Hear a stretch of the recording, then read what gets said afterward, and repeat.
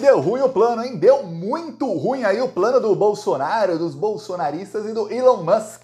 Quando o homem mais rico do mundo passou aí a usar sua rede social para atacar o Alexandre de Moraes, depois atacou até o Lula, eu falei aqui, eu cantei a bola já no sábado, eu falei, olha, eles querem um plano para pressionar o STF internacionalmente, usando um trilionário, aí não falamos mais de bilionários, assim, trilionário, para pressionar o STF a não prender o Bolsonaro. Eles querem ganhar tempo porque eles sabem que se o Bolsonaro não for preso até novembro, em novembro, quando o Trump ganhar a eleição, é muito difícil que ele não ganhe, o que vai acontecer é que o Trump vai passar a utilizar o cargo de presidente eleito dos Estados Unidos para pressionar o STF, pressionar empresários brasileiros, para que esses empresários pressionem o Alexandre de Moraes e outros ministros do STF e do TSE, para que eles não apenas não prendam o Bolsonaro, mas revertam a inelegibilidade do Bolsonaro. E quando assumir a presidência, o Trump vai usar o cargo dele de presidente para fazer isso. Então eles querem ganhar tempo. O Elon Musk está fazendo isso. Falei, não tem nada a ver com liberdade de expressão.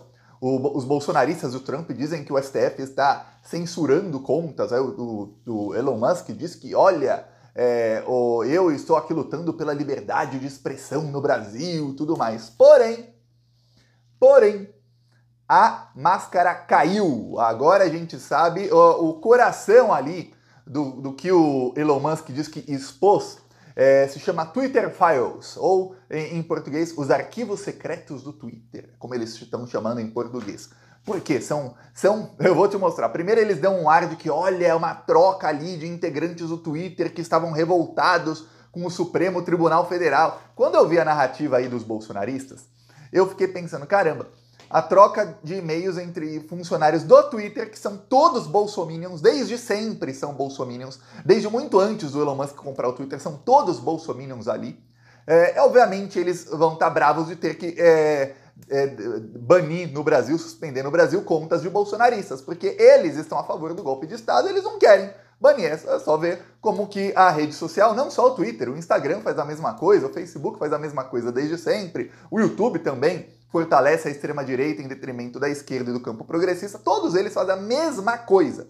Pois bem, no Twitter, óbvio que eles iam ficar bravos, só que não, a coisa foi piorando, porque aí a gente descobre que ali o próprio jornalista americano que divulgou isso com status de bomba, ele admite o seguinte sobre o Twitter Files. Só tem e-mails internos entre os advogados da própria empresa. Quer dizer, advogados pagos pelo Twitter, que estão ali trocando e-mails internos e falando sobre a versão do Twitter, que é a versão dos bolsonaristas. O que tem de bomba nisso? É como se você vazasse e-mails na época que estavam para prender o Lula, para sequestrar o Lula lá em Curitiba naquela perseguição, se o Lula vazasse e-mails do Cristiano Zanin Martins e do outro advogado do Lula, algum outro advogado do Lula, trocando e-mails falando mal do Sérgio Moro, e vazasse como se fosse, nossa, não era uma vaza-jato. Por exemplo, se fossem e-mails do STF dizendo vamos perseguir, não, e-mail do próprio advogado dizendo isso é perseguição aos bolsonaristas.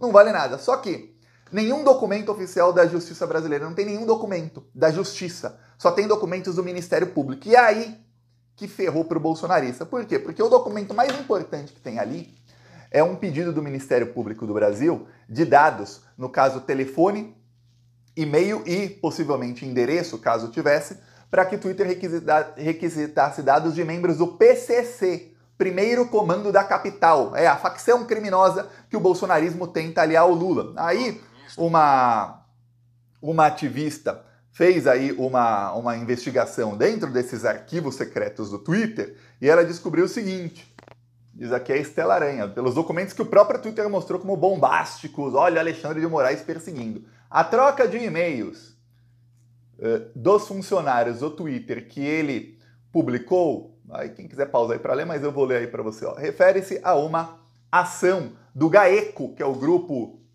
de apoio contra o crime organizado, do Ministério Público de São Paulo, que pede acesso a dados cadastrais no seu poder legal de requisição, visando prender uma liderança do PCC em uma ação contra o tráfico de drogas.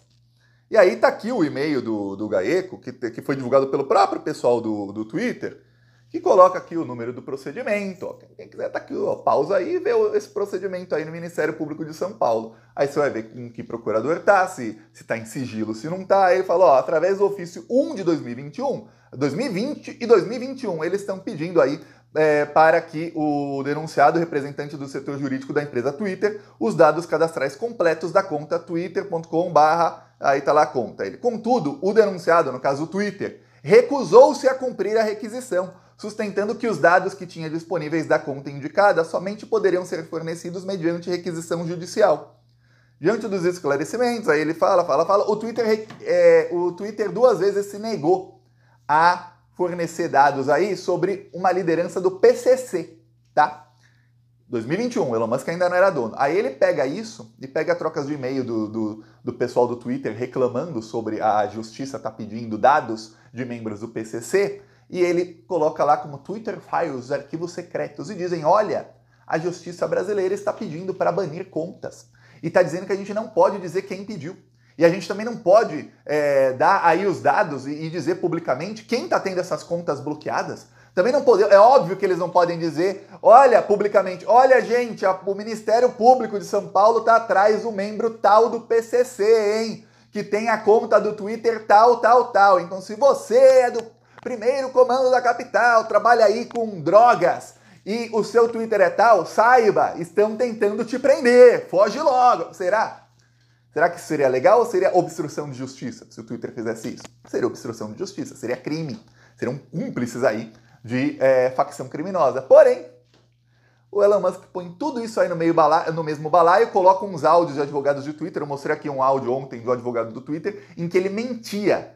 Ele dizia que, olha, tem ordens aí do Supremo Tribunal Federal e a gente não pode dizer que essas contas aí foram banidas por ordem do Supremo. Aí ele se referia a contas do Alan dos Santos, o Constantino, Fiuza e de outros bolsonaristas que estavam incentivando o golpe de Estado. Só que essas contas todas estão até hoje suspensas e no Brasil, eu tô no México, eu consigo ver. Quem tá no Brasil não consegue. E nessas contas está escrito, quando você vai lá, ó, essas contas estão suspensas devido à ordem judicial. Então ele mentia ali, o funcionário do Twitter. Só que a coisa vai piorando. Por quê? Porque esse jornalista estrangeiro aí, que falou isso tudo, ele admite que ele não tem nada. Ele acaba admitindo. Tem vídeo dele aqui em que ele fala, ó, não tem absolutamente nada. O Leandro Demore publicou um trecho da entrevista deste jornalista aí que o Elon Musk está usando. E olha só. A troca de e-mails que o senhor revelou entre funcionários do Twitter, do então Twitter no Brasil e nos Estados Unidos, mencionam-se ali funcionários da Justiça que teriam feito o pedido. Os nomes são mencionados nessas trocas de e-mail? Somente eu sei que Alexandre de Moraes está mencionado. Eu acho que ele deve estar nos arquivos que a gente já publiquei. Mas o e-mail não vem dele, né? Alguém? Não. Então, essa pessoa que transmitiu o e-mail, que escreveu, exatamente. A gente sabe quem é, enfim. É importante dizer que a gente só tinha acesso aos e-mails dentro do X Twitter. E a gente não nenhuma documento, por exemplo, do governo, a gente não tinha visto nada disso, nada foi mandado. Bom, o Elon Musk... Então ele admite que ele não tem nenhum documento do governo brasileiro para fazer isso tudo. Se eles falam liberdade de expressão e tudo mais, o único documento que eles têm de algum órgão do Brasil é pedindo dados de membros do primeiro comando da capital. Lembremos que quando o Bolsonaro era presidente, enquanto ele e o gabinete do ódio tentavam ligar o PT ao PCC, coisa que também foi feita em 2023, lembremos que já tem uma investigação na Procuradoria-Geral da República contra deputados bolsonaristas que foram em novembro do ano passado e também foram em 2022 aos Estados Unidos dizendo que o Brasil era uma narcoditadura e que o braço judiciário dessa narcoditadura, que era comandada pelo PCC, era o Supremo Tribunal Federal e que o Lula era um fantoche das facções criminosas. Gustavo Geyer, Eduardo Bolsonaro, Júlia Zanata, entre outros, estavam aí nessa teoria aí nos Estados Unidos. A Procuradoria-Geral da República já está investigando, inclusive o meu amigo Léo Bastos. Aliás, eu vou deixar na descrição o link da TV Repensar, que é o canal dele. Lá ele fala das ações que ele entra, né? Com mais detalhes. Ele entrou lá na Procuradoria, chegou à mesa do Gonê e está em sigilo essa investigação. Então, sabe, estão indo atrás aí dos bolsonaristas. Aí veja, enquanto eles falam Lula, PT, PCC, o Bolsonaro fez a melhor coisa do mundo para as facções criminosas. Tem alguém a que as facções criminosas são muito agradecidos, é Jair Bolsonaro. Porque quando ele legalizou as armas e ele acabou com qualquer tipo de fiscalização do exército, o que aconteceu? Até pessoas condenadas por crimes como assassinato, roubo, etc., em primeira instância, conseguiam sacar armas.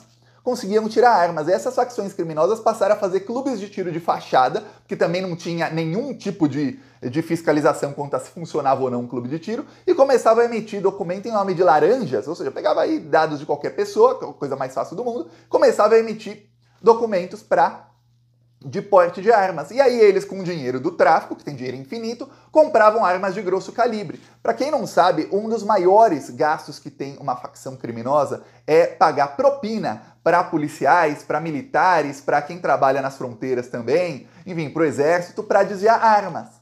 É muito difícil para eles conseguirem armas de grosso calibre para guerrear e matar policiais. É muito difícil, porque a polícia tem armas boas.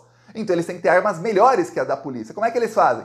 Ou importando armas ilegalmente, e aí tem que pagar muita propina para o pessoal que trabalha na fronteira, para a Polícia Rodoviária Federal, para polícias rodoviárias estaduais, etc, etc, ou desviar armas do exército, que é o que eles também fazem, e aí tem que pagar muita propina para militares fazerem isso. E aí é muito caro. Agora você imagina se eles podiam usar armas controladas de uso restrito, pagando só o preço de custo da arma legalmente.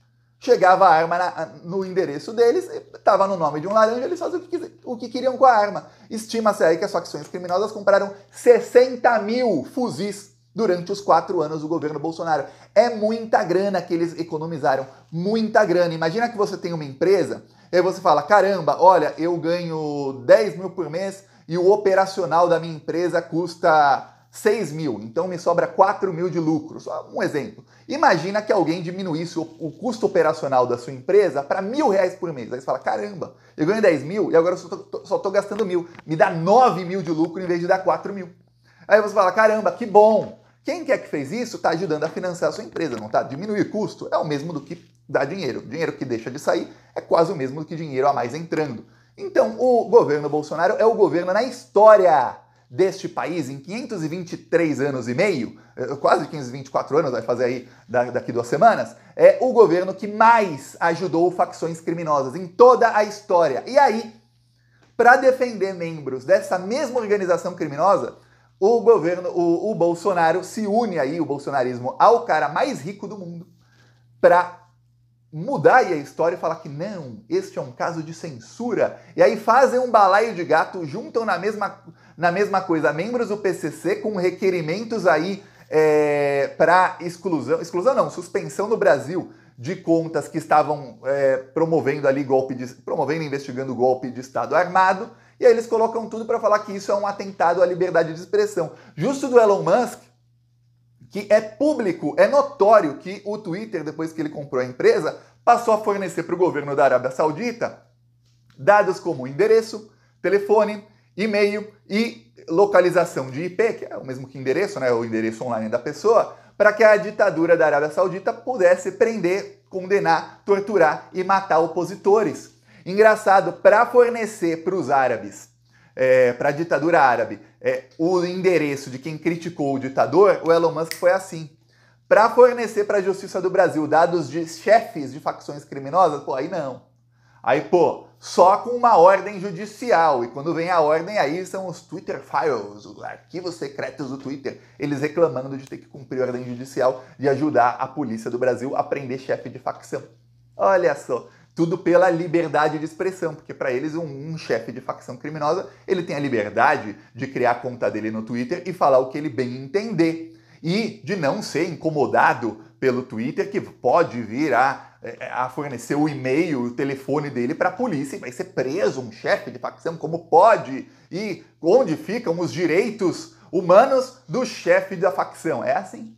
Pode ser até preso por culpa do Twitter. Não vamos deixar que ele seja preso.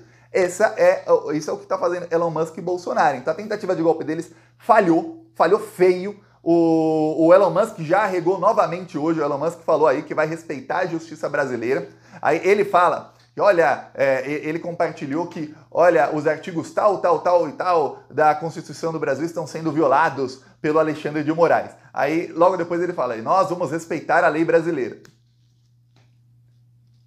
Respeitar a lei, até o momento o Twitter segue respeitando as ordens judiciais do Alexandre. Falou, não fez nada, já murchou o assunto no bolsonarismo, o bolsonarismo já mudou de assunto hoje o assunto no bolsonarismo é salvar o assassino da Marielle. Esse é o único assunto que se fala no bolsonarismo. Como vamos salvar o Chiquinho Brasão para evitar uma delação dele?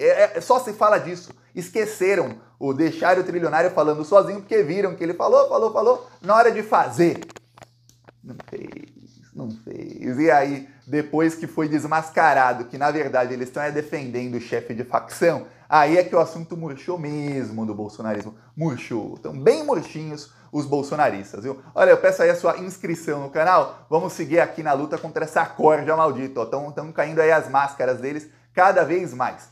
Falou!